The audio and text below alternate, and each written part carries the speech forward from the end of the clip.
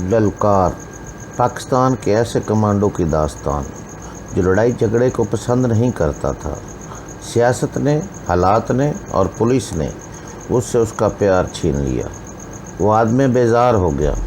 फिर एक दोस्त ने उसकी ज़िंदगी बदल दी। वो दिन ब दिन फुलादी जिस्म और इरादों का मालिक बनकर अपने और मुल्क दुश्मनों पर टूट पड़ा। दास्तान की तरफ चलने से पहले चैनल को सब्सक्राइब करें, लाइक करें और शेयर करके अपनी मोहब्बत का सबूत दें। शुक्रिया। ललकार किस्त नंबर 57। ये सुराख ऐसे ही एक रिंग में मौजूद था और बादल नज़र में दिखाई नहीं देता था। मैंने स्याह जैकेट को मोमबत्ती के बिल्कुल करीब किया और ध्यान से देखने लगा। मैंने कहा, ये गोली का सुराख है। सुराख के किनारों पर जलने के आसार मौजूद थे। यकायक मेरी रगों में खून सनसना उठा। इमरान आजकल यही जैकेट पहन रहा था, मगर पिछले 2 दिन से ये जैकेट उसके जिस्म पर नज़र नहीं आई थी। मेरे अंदाजे के मुताबिक उसने जैकेट आखिरी बार उसी रात पहनी थी जब हम उसके साथ सर्कस गए थे और स्पेशल शो हुआ था।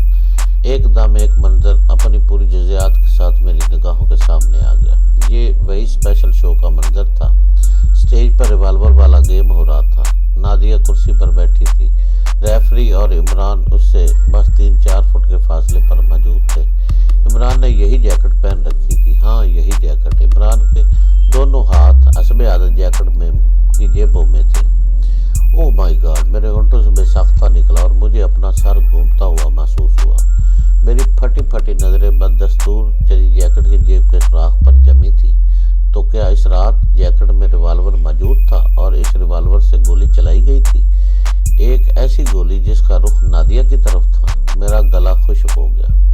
मैं बेदम सोकर सोफे पर बैठ गया। मैं जानता था कि इमरान की नज़रें उकाबी और उसका निशाना बेखता है। जो शख्स चाकू से बिल्कुल ठीक निशाना लगा सकता था, उसके लिए आतिशे ने असले से निशाना लगाना कौन सा मुश्किल था। तो क्या इस रात नादिया को अपने रिवाल्वर में से गोली नहीं लगी थी? एक बार फिर वो सारे मनाजर मेरे तस्वर के पर्दे पर नुमायां तार हो गए। धमाके से गोली चली गई थी। नादिया उलटकर फर्श पर गिरी थी। रिवाल्वर उसके हाथ से छूटकर दूसरी तरफ गिरा था। ये रिवाल्वर इमरान ने ही उठाया था। फिर वो नादिया को संभालने के लिए लपका था। एकदम तमाम वाक़यात की कड़ियाँ आपस में मिलने लगी। मेरे दिल ने पुकार कर गवाही दी कि हाँ, उस रात ज़रूर कुछ अनोखा हुआ था। शायद एक शोभ था जिसने बहुत से लोगों की नज़र बंदी कर दी थी। ट्रैगर नादिया ने दबाया था, लेकिन गोली कहीं और से चली थी और उस काम की टाइमिंग इतनी दुरुस्त थी कि किसी को पता ही नहीं चला था। शायद ट्रैगर दबाने वाली को भी नहीं। मेरी हथेलियाँ पसीने से नम होने लगी। मैंने लाइटर वापस जैकेट की जेब में रखा और जैकेट को कपड़ों के नीचे रख दिया, इस तरह जिस तरह वो बहुत पहले पड़ी हुई थी। मैं बेकरारी से कमरे में टहलने लगा। अगर इमरान ने वाकई ऐसा किया तो बहुत बड़ा रिस्क लिया था। मैं बेकरारी से कमरे में टहलने लगा। अगर इमरान ने वाकई ऐसा किया था तो बहुत बड़ा रिस्क लिया था। मैं मुख्तलिफ ज़ावियों से सोचने लगा। में से एक ज़ाविया ये भी था कि अगर फ़र्ज़ महाल नादिया वाले रिवाल्वर की गोली भी चलती तो क्या होता?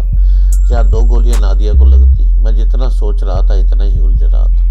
लेकिन मेरा ये शक बदतरीन पुख्ता यकीन में बदल रहा था कि इस रात डबल गेम हुआ था और ऐसा डबल गेम इमरान जैसा शख्स ही खेल सकता था। धीरे धीरे एक तरह का हर उस मेरे हिसाब पर सवार होने लगा। मुझे लगा कि अगर किसी तरह मैडम सफूरा बात की तह तक पहुंच गई और उसे पता चल गया कि नादिया को मौत के मुंह में पहुंचाने वाले हम हैं, तो वो क़यामत बर्पा कर देगी। खुद इकबाल का भी यही तज्ज़िया था। वो ऊपर से जितनी धीमी नज़र आती थी, इतनी ही अंदर से तलातम खेज थी। ख़ास तौर पर उसे अपनी छोटी बहन के लिए तो वो किसी हद तक भी जा सकती थी। नादिया की हालत बदस्तूर नाजुक थी। इसके हवाले से किसी भी वक्त कोई अच्छी और बुरी खबर आ सकती थी। मुझे अकेले घर में घुटन सी महसूस होने लगी। मैं कमरे से निकला और सीढ़ियाँ चढ़कर ऊपर छत पर आ गया। हवा में हल्की खुनकी मौजूद थी। तारीख आसमान पर सितारे जगमगा रहे थे। ये रात 12 बजे का अमल था। बस्तियाँ ऊँग रही थी और सो रही थी।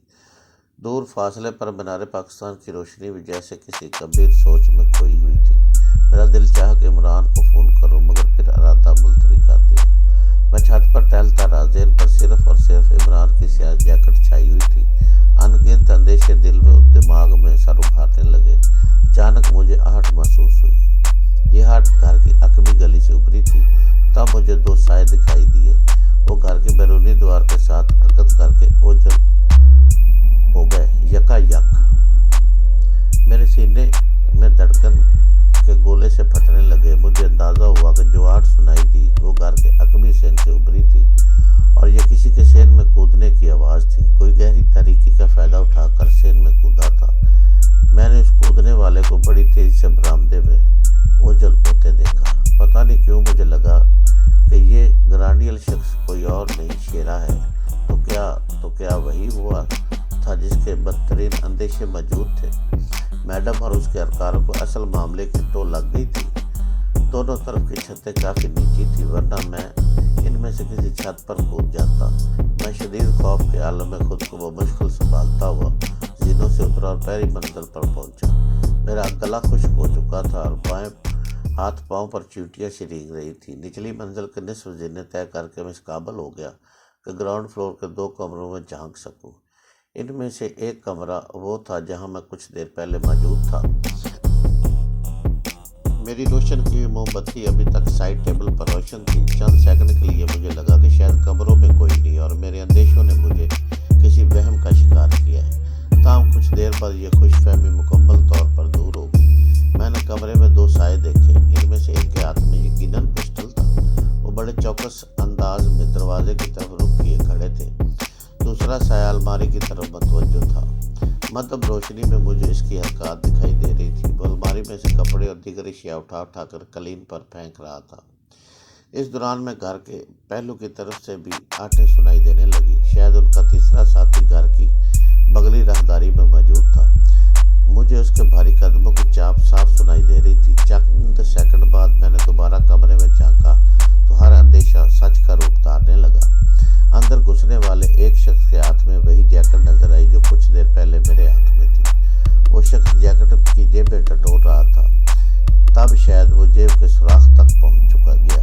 اس نے چونک کر جیکٹ کو دیکھا، پھر موم بتی کے بالکل پاس پہنچ کر اس کا جائزہ لینے لگا۔ میرے لیے وہاں مزید کھڑے رہنا ممکن نہیں تھا۔ میں نے خود کو سنبھالا اور 7-8 زینے چڑھ کر واپس پہلی منزل پر آ گیا۔ میں جانتا تھا کہ اس منزل کی ایک کھڑکی پڑوسی زاہد حسین کی چھت کی طرف کھلتی ہے۔ میں اس کھڑکی کے ذریعے چھت پر اتر سکتا تھا۔ مجھے نہیں پتا کہ میں کب کچن کے ساتھ والے کمرے میں پہنچا، کب میں نے کھڑکی کھولی اور کب میرے پاؤں ساتھ والے گھر کی چھت سے ٹکرائے۔ میں زینے اتر کر زہد کے گھر کی بغلی راہداری میں پہنچا۔ زہد انڈین فلموں کا شوقین تھا۔ اندر سے کسی کمرے میں اس وقت بھی انڈین لگی ہوئی فلم کی آواز آ رہی تھی۔ ہیروئن کی آواز کہہ رہی تھی، کتنا حسین موسم ہے، کتنا سکون، کتنی خوبصورتی، جی چاہتا ہے یہ سب کچھ یہیں ٹھہر جائے۔ جواب میں غالباً ہیرو کی آواز ابھری، یہ رات ایک دلہن جیسی ہے، مجھے تو تمہارے ساتھ ساتھ اس رات سے بھی پیار ہو رہا ہے۔ کتنا تضاد تھا اس فلمی مکالمے میں اور موجودہ صورتحال میں۔ میرے لیے یہ رات اور اس رات کی یہ گھڑیاں قیامت صغریٰ سے کم نہیں تھی۔ ارد گرد کی ہر شے مجھے اپنی نگاہوں میں گھومتی محسوس ہوتی تھی اور سانس سینے میں سما نہیں رہی تھی۔ چند ساتوں کے لیے میرے ذہن میں آیا کہ زاہد کو مدد کے لیے پکاروں، مگر پھر میں نے یہ ارادہ بدل دیا۔ میں جانتا تھا کہ گھر میں زاہد، اس کی بیوی اور ایک چھوٹے بچے کے سوا اور کوئی نہیں ہوگا۔ یہ تینوں اس قابل نہیں تھے کہ شیرے اور اس کے گماشتوں کے خلاف میری کو مدد کر سکتے۔ میں راہداری سے گزر کر دروازہ کھول کر باہر نکل گیا۔ میرے ذہن میں صرف ایک ہی بات تھی کہ میں جلد از جلد اس جگہ سے دور چلا جاؤں۔ کچھ فاصلے پر جا کر ہی میں کسی کو مدد کے لیے کہہ سکتا تھا یا پھر عمران اور اقبال وغیرہ کو فون کر سکتا تھا۔ دفتر میری نگاہ گلی میں کھڑے ایک شخص پر پڑی۔ اس نے چادر کی بکل مار رکھی تھی۔ مجھے 101% یقین ہو گیا یہ ان لوگوں کا ساتھی ہے جو گھر میں گھسے ہوئے ہیں۔ اس سے پہلے کہ وہ میری طرف دیکھتا اور کسی شک میں پڑتا، میں نے نیچے جھک کر خود کو ایک گاڑی کی آؤٹ میں کر لیا۔ یہ سوزوکی کا ہائی روف ڈبہ تھا۔ گلی سنسان تھی، چھپنے کے لیے ارد گرد کوئی جگہ نہیں تھی۔ وہ شخص کسی بھی لمحے مجھے گھوم کر دیکھ سکتا تھا۔ میں نے डब्बे के अगले दरवाजे के हैंडल पर हाथ रखा, दरवाज़ा खुला हुआ था। मैं तेज से सुजुकी डब्बे के अंदर घुस गया। तब मेरी नज़र एक और शय पर पड़ी और मैं हैरान हुआ। सुजुकी डब्बे की चाबी इंगेशन में मौजूद थी। यही वक्त था जब गली में खड़े साए 1 से 2 हो गए। मुझे लगा उन्होंने मुझे डब्बे में घुसते देख लिया, और अगर नहीं देखा तो मैं तो भी शक में मुब्तला हो गए हैं। मेरी समझ में कुछ और नहीं आया। मैंने नीचे झुके इंगेशन में चाबी घुमाई। मेरी तवक्को पूरी हुई, गाड़ी स्टार्ट हो गई। मुझे ये सब कुछ तैबे गायबी की तरह लग रहा था। गाड़ी का दरवाज़ा का खुला मिलना, इंगेशन में चाबी मौजूद हो रहना, पहले ही सल्फ में इंजन का स्टार्ट हो जाना, ये सब कुछ मेरी हंगामी ज़रूरत के मुताबिक था। मैंने स्टीयरिंग संभाला और गियर लगाकर गाड़ी को आगे बढ़ा दिया।